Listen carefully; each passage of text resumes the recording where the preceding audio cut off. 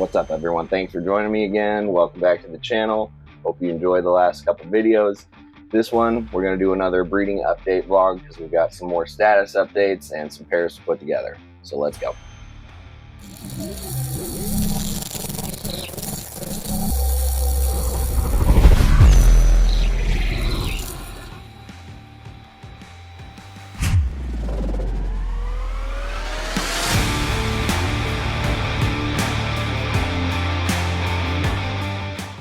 Okay, so you guys saw me pair up the Brettles last time.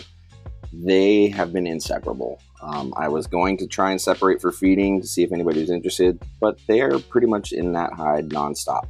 So I'm just going to let them go. Keep checking on them as needed, but they seem quite compatible and pretty preoccupied. So they seem to be on the same track as they were last year, so fingers crossed. Yesterday, separated this lovely pair, the red Zeppelin corns. Gave everybody a meal. Come here, bud. These corn snakes are spicy. They're fun. Come here, buddy. Alright. So, you're alright, champ. Gonna put him back in here with his lady friend. Let him go back to being friendly. I don't know how many more times they're gonna want to even be separated for food, but gotta keep them energized for their activities. You'll notice the big boy over here is finally separated and in his own enclosure. I managed to get him out from the captive born and bred female's enclosure and try putting him with Fluffy, and that didn't exactly go too well. Fluffy told him no. Fluffy said, I don't want you in here, I'm done with you. And I don't know if she grabbed him or if just him investigating her in her cork round, she kind of flexed and pinned his head in between her coil and the top, but he got a little scuff on his noggin and I heard some commotion, and that was that. So I pulled him out. She gave us very obvious behavioral indicators that she's either done breeding and we're going to get eggs, or done breeding and she's reabsorbed. So that means he's only got one lady to focus on now. So let's get him out and put them back together. So you can see he got a little scuffed on his noggin. Nothing major. But they're very strong. And it doesn't take much to hurt each other. So I was in the room, separated, and yeah, no issues. So Oracle is down here. She's been pretty receptive to him. Oh, there he goes. He figured out exactly what's going on. And look at her. See, big coil of hers. He's right in there. That's all we can do. Just keep trying, keep waiting, give them the opportunities. So, fingers crossed. So, I mentioned in a previous video that I was waiting to pair the hognose. I have since found that not everybody follows that routine. In fact, Emily of Snake Discovery, once she brings her hognose up from the winter, she puts them straight together, doesn't even wait for feeding or anything. Now, I've offered this boy, my male Het Sable, a couple meals. He wants nothing to do with them. And the female has taken a few meals. So, in the essence of hopefully not missing out on some time, I am going to pair these guys. Now, similar to the Apodora, you do have to make sure they don't eat each other, but I think if that's going to happen, it's going to happen in the first few minutes. And he's not a tiny guy, so pretty confident. And I just fed yesterday. She's full, so with any luck, he's interested in mating, and she's not interested in feeding. And roll the dice to see how this goes. I've never done this before. I brought the bin out here so you guys can see a little bit better. Normally in that dark corner over there that does not film well. So I don't know if this will work just because we're in the open room. Might be a little too vulnerable for her or him even, but at the very least you can kind of get a nice impression of color, size. You can really see his red finally, which is cool. That's hard to capture. We'll see if anything transpires. He's definitely picking up her scent. The log or cork piece that he is on, she has had that piece for well over a year. So I'm sure everything he's touching smells like her.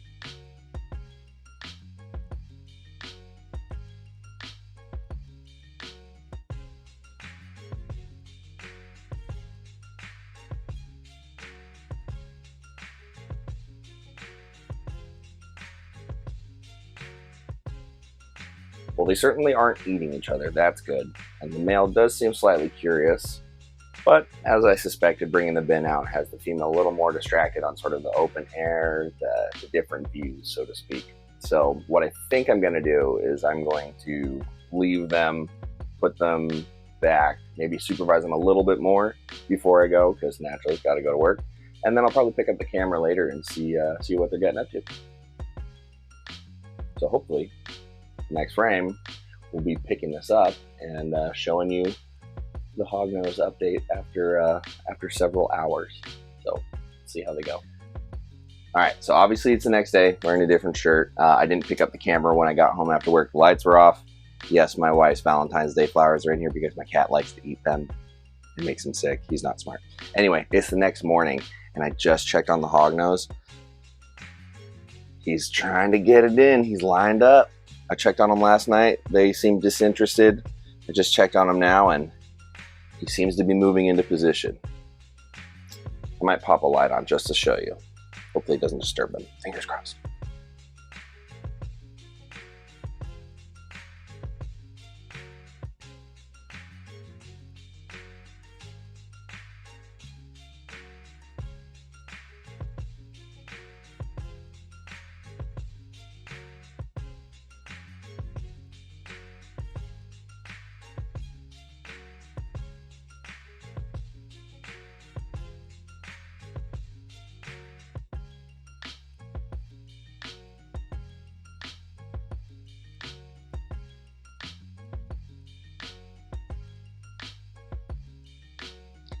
So the female started getting a little wiggly when I was moving the bin. She's very aware of me intruding on the space. The male was aware, but he couldn't care less. So all good signs. Very happy to see that they're figuring it out. And as you saw, I'm just going to leave them be. And while we're updating you on colubrids, the corn snakes over here have been nice and cordial and cuddly. They've been hanging out, reconnecting. They've been away for a while, so they're having some pillow talk, as it were. They too are a little bit shy about being on camera. But with any luck, we'll catch some action going on here too. Alright, so fortunately for us, this beautiful pair has shoved the hide off to the side and have made themselves quite visible. That's the female right there. The male is underneath, kind of hiding his head. You're all right, mama.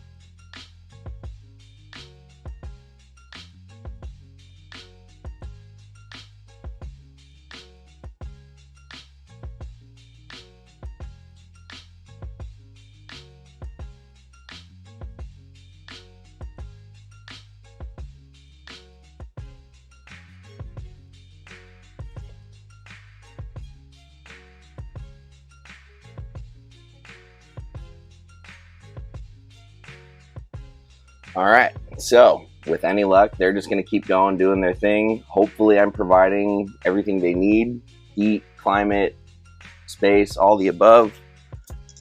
Not a meal, because they're not interested in food right now. But yeah, big girl up there did not want the male in with her.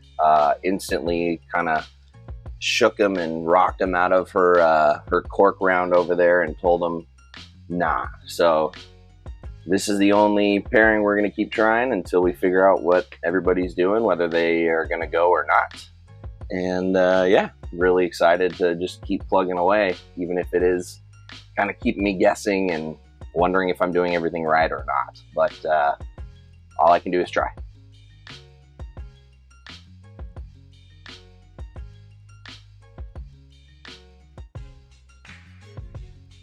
This girl's finally taking a break from her boy.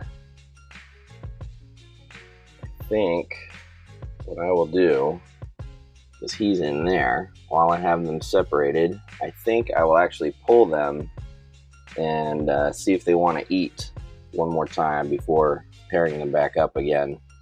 They might be done food-wise, but I'd rather give it a shot and make sure she's extra well fed rather than assume and find out maybe she could use more.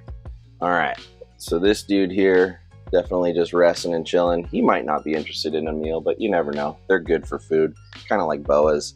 So we're gonna separate them, get this guy a break, see if that big girl wants another extra large rat, and then pair them back up a few days after. Just rinse and repeat and see how these spring breeders go.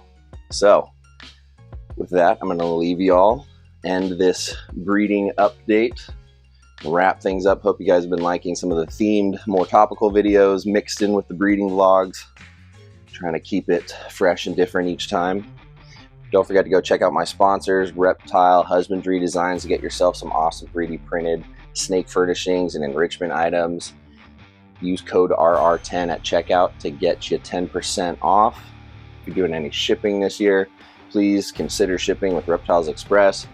My company that I love and support, not mine of course, but you know, that's my team, and they're the best. They've got all the supplies you need. You can get your shipping labels, and if you use code Riley50, you'll get 50% off the standard FedEx shipping rates for up to 10 labels per customer. So that's a pretty big chunk of savings. With the money you'll save, you can put that towards a USARK or USARK Florida membership. Your membership makes a huge difference. The greater the membership, the more power we sort of stand to look and have when we show up for legislative meetings and things. They're the only group of folks fighting to, you know, prevent unjust reptile legislation aimed at curbing our hobby and whatnot. So the least we can do is support them. And speaking of support, if you want to support what we got going on here, look me up on Patreon. Just Riley Jimison on patreon.com. It gets you early access to babies, access to the Discord community, insight of what's going on, discounts on merch, you name it. So check me out. My patrons are awesome. With that, I will see you guys in the next one.